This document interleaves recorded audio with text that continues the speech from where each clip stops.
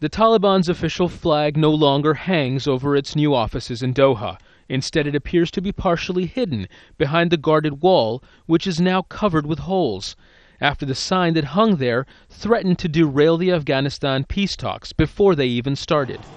It was just Tuesday when the sign went up, and with it the ire of the Afghan government.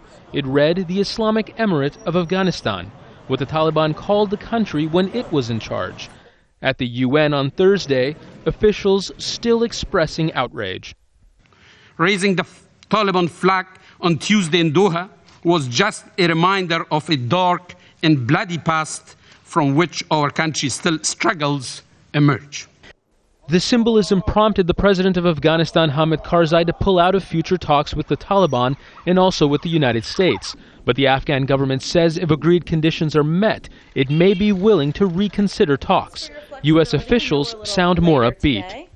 We anticipate these talks happening in the coming days. I don't have anything specific beyond that. The State Department expects the first thing Taliban officials will want is to negotiate the release of 5 of their commanders being held in Guantanamo Bay. 5 men the U.S. has said they won't try, but are too dangerous to release. The exchange would be for the release of Army Sergeant Bo Bergdahl. The two sides tried to negotiate the deal before unsuccessfully. Stephen Simon, a former top aide to President Barack Obama, is doubtful it will work this time.